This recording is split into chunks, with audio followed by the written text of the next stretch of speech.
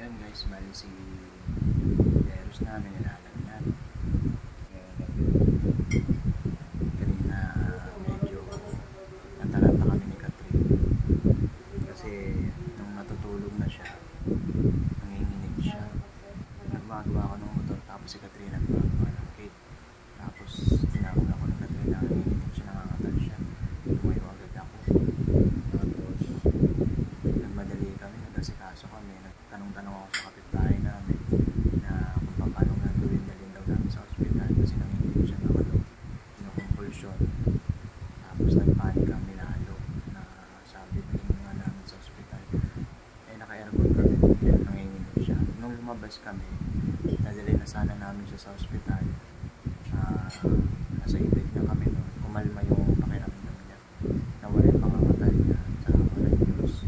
Naging okay siya. Nawala yung panginginig niya, pero nilalagnat siya. Yun, naging kampante namin kasi nawala yung pangangatal niya.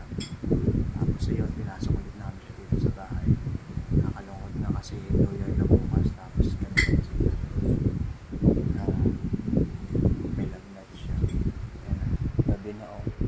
Yan, 10:20 PM na.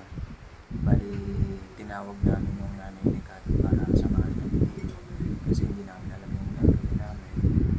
Yan, magawa pa kami ng cake. Sikat, ang daming cake ko, mapa-order. May i-deliver bukas. Naalala nga kami na i-deliver yun. Kasi kung ganito si Giles, hindi namin i-deliver yun. Pero buti na lang kumain ng Panginoon ni Giles. Sana bukas maging okay siya pag New Year.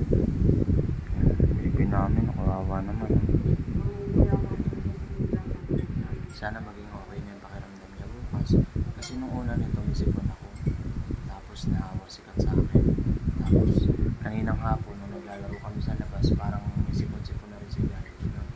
Tapos pagdating ng gabi, tumagal lang.